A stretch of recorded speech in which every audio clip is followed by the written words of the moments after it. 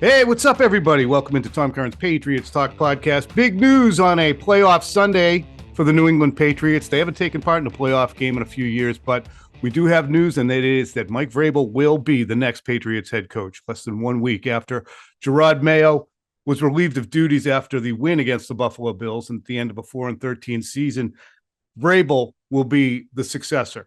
Vrabel and Mayo, ironically, coincidentally, whichever adverb you like, were actually together on the Patriots in 2008 when Vrabel was in his final year with the Patriots and Mayo was a first-round pick, 10th overall by the Patriots. Both played linebacker together. So in a way, Mayo succeeded Vrabel. Vrabel now succeeding Mayo. The initial question will be, is this the best thing for the New England Patriots? They were challenged offensively a bit. Certainly on defense they were. But you look at the most important aspect of this team, and it's Drake May. How will Mike Vrabel make Drake May better? Why is he a better fit, Vrabel, than, say, for instance, Ben Johnson? And to me, it comes down to this. The Patriots, if they were a patient, would have myriad illnesses and serious conditions presenting. Among them is offensive football. Among them is offensive line. Among them is wide receivers. But the biggest ailment that needs to be addressed and fixed first is the dysfunction that the Patriots are experiencing. Unfortunately, as much as Mayo tried, and as skilled as I think he will be when he's in a better situation, the leadership void and the messaging and the direction of the team lapsed in 2024. And I think that Mike Vrabel, with a year off, again, this is the most critical aspect of this, with a year off, he had the ability to hone what he would look at as a message for himself going forward, what he would want to see from a football team. We already know that he's incredibly intelligent. Bill Belichick, I remember in 2002, I've covered the team. I covered Vrabel throughout his time with the Patriots, all 8 years of it. And I remember Belichick in 2002, looking back at the 2001 season and talking about how many players performed brilliantly and saying that Mike Vrabel didn't make one mental mistake the entire season. So he's smart as hell. He's also extremely disciplined in terms of and demanding. And I think the Patriots do need that. If we think about the Mayo season, he was very tough in practices, long physical practices. But as we hear, as the season has ended, some people were talking about, well, the discipline wasn't what it should be. And we look at a lot of guys who were pushing the envelope continuously. And Bill Belichick, quite frankly, was not as tough a coach in his final seasons. He was curmudgeonly, but he didn't have long practices. They weren't extremely physical. He was certainly demanding, but he also put bad players on the field time and time and time again. So Vrabel comes in with kind of a no bullshit attitude. This is Teddy Bruschi speaking this morning on NFL Countdown. Mike Reese transcribed this. Speaking about Vrabel, Bruschi said he's the right man for the job. It's been bad for the last 2 years with the New England Patriots organization. When they hired Jerod at the press conference, a big word used was collaboration. Everybody's input and all that stuff. I don't know how much it is that anymore. And I think that's a good thing. Because Vrabel isn't going to joke around. Vrabel is going to tighten the screws. In my opinion, there are some people in the front office, and this is something we will get into all week long, that need to be told, quote, you don't know what you're doing and you need to take a step back. Bruschi continuing, I love the hire. Of course, this guy is a friend of mine, but there's going to be a change. I'm a little bit surprised that this happened because there are some people upstairs in the organization that want to be heard. And sometimes you're going to have to take a bite of humble pie and understand your opinion doesn't matter on this one because there are people in this building that know more. I wonder who the hell he's talking about exactly. I mean, I really do. I hope that is what happens this time around because the collaboration project did not work. I'm glad it's going to change a little bit to a coach that has more experience and they know what they're getting exactly with Mike Vrabel. So to go back to the patient discussion, Mike Vrabel comes in and addresses the main malady for the New England Patriots, which is a leadership void and the dysfunction of silos that existed when Bill was here, between ownership, between players, between certain members of the coaching staff. And silos that existed during Mayo's time. Certainly personnel, coaching, and then as the season wore on, players. And certainly I would think ownership, which did not want to move on from Gerard Mayo, but finally said, we didn't put him in a good spot. He's a first-year coach. There's too many first-year people around him.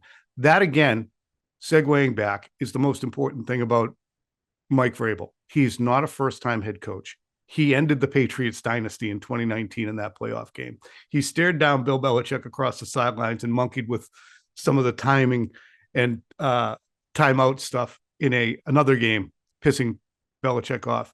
He's not afraid to be a contrarian. In 2008, was a story with Ron Borges in the Boston Globe, in which Vrabel looked at Patriot Place, which was still under construction at the time, and wondered, hey, how is this legal under the CBA? The Patriots are going to use the word Patriot over here, but it's not going to be included in the collective revenues.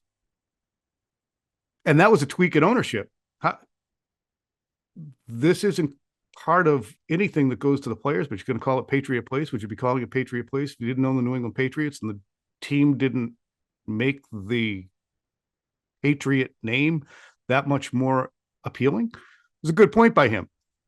I never confirmed that the Crafts were particularly pissed, and there was a lot of speculation at the time by people who love to speculate about the drama that Vrabel was traded to the Kansas City Chiefs because of that. Come on. But he's not afraid to tweak. Before I bring Phil Perry in, I'm going to say, too, that the important thing to understand here is there were three things Vrabel was looking for. Communication with ownership. So there was a great understanding of what the challenge that lies ahead is, what the expectations are, what Vrabel and his group will do to address those expectations, and what a realistic timeline is. I don't think the Patriots are making the playoffs next year. I think they have a better shot at 7 or 8 wins. I don't think they're making the playoffs.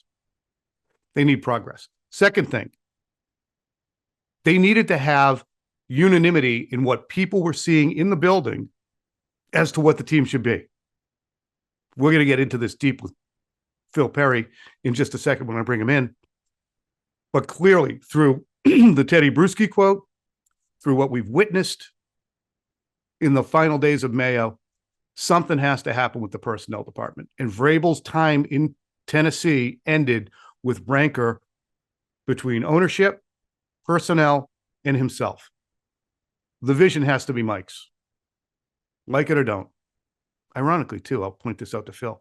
I've never covered a Patriots head coach in my 30 years who was an offensive-minded guy. I started in 97, Pete Carroll defense, Bill Belichick defense, Gerard Mayo defense, Mike Vrabel defense. And then finally, Vrabel needed to see a pathway to a quarterback or have one in place. Let's bring in Phil Perry now to have a great discussion about the hiring of Mike Vrabel and gauge his enthusiasm quotient.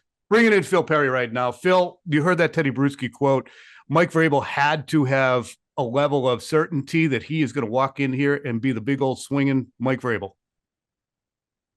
Yeah, I would think so. He had all kinds of leverage here with a number of teams interested in him.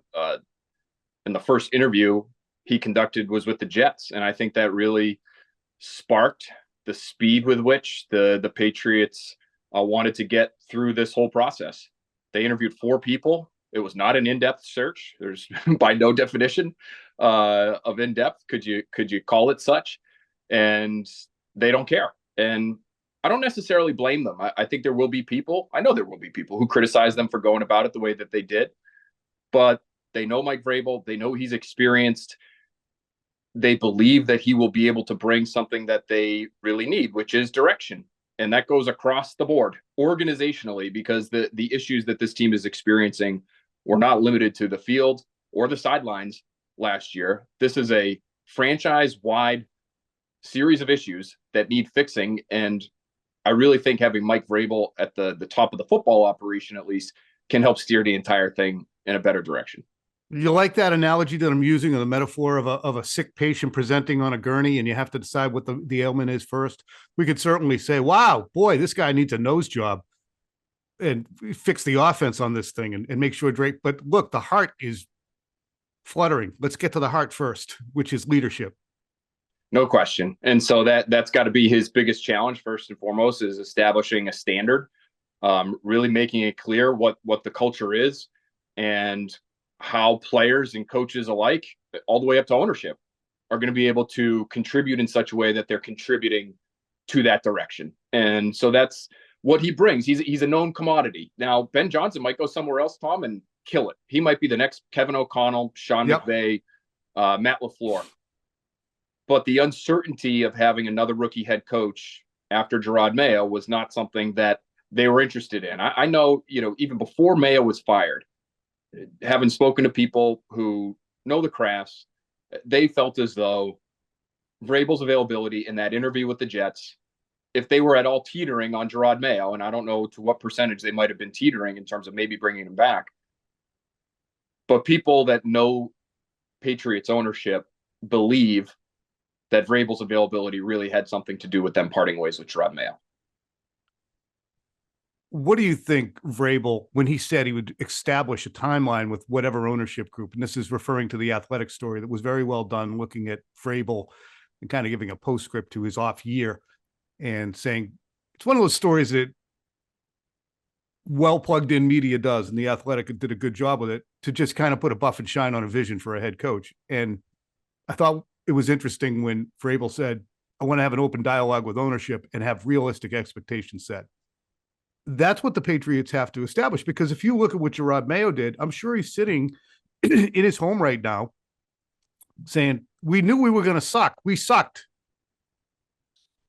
So why am I not still the head coach?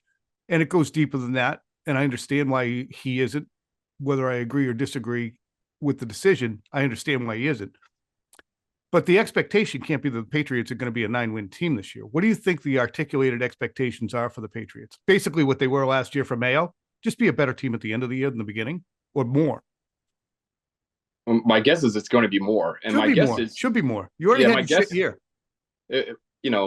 Bad year, top 4 pick after having a rookie quarterback who surpassed basically all expectations. Going into his second year, you should see improvement there. You should see improvement to the roster period because of all the free agent money you have to spend. I just wonder what Vrabel's expectations are and what kinds of assurances he got from ownership in terms of what they're willing to do to build out this team moving forward, because Vrabel would know as well as anybody. The biggest issue right now in terms of the on-field performance is the on-field talent.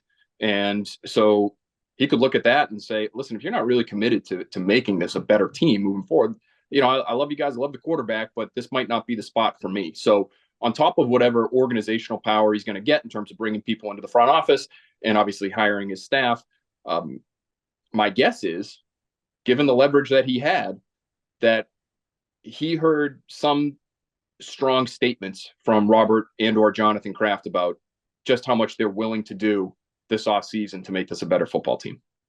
Do you think that the Patriots are now stabilized to a point where they're going to be an attractive destination with coach and quarterback? That's something that Robert Kraft has said publicly, and he said it to me privately when he and I have spoken. Because I tried to pitch him on the trading down stuff last year, just in a conversation. He goes, coach and quarterback. You're nothing. If you don't have the coach and the quarterback, you're looking for the coach and the quarterback. Do they have that now? In theory. In theory, they do. I don't know how the players around the league will feel about that. I think Gerard Mayo was getting a lot of positive reviews for players in the locker room. And even though the success was not there on the field, he seemed like a guy that players would like to work with and work for, and Vrabel's got the former player thing going too, but not quite the same generation as Mayo, and maybe a little bit different tact in terms of how he relates to players than Mayo did. And so we'll see. I think the coordinator choices will have a big say in this as well. I agree. Offensive coordinator, defensive coordinator, all of that is going to be fleshed out. We will hear from Phil plenty later in the day, possibly, and definitely all week long. Phil, appreciate you on a Sunday. Take care, buddy. All right. Thanks so much to Phil. Like I said, we knew that this was coming down quickly. Not surprised that it came during the Sunday morning playoff news cycle, dropped into the laps of national media. That's how it operates. They want to get that out there, get that on the megaphone, but we will be all over it in a way the national media never is, and letting you know from ground zero, exactly how things are going with you guys too, finding out exactly how you feel about the Patriots hire of Mike Vrabel. Is it exactly what they need? Do you feel they should have vetted more candidates? Should Ben Johnson be the head coach? What's your concern level about the offense? Do you think that the Patriots, and this is important, I'm going to do a story on this, the coach quarterback tandem, we'll try and stack them in the AFC, in the AFC East, and in the NFL. Where do the Patriots hypothetically fit in that coach quarterback tandem around the NFL? It's fascinating to consider. We'll have columns up. We'll have quick slants this week, and we're expecting a Mike Vrabel unveiling on Monday. So we will be up with you all through the week. Stick around. I'm going to try and reach out to some former Patriots who have Vrabel ties, and you might be hearing from them as well. Take care.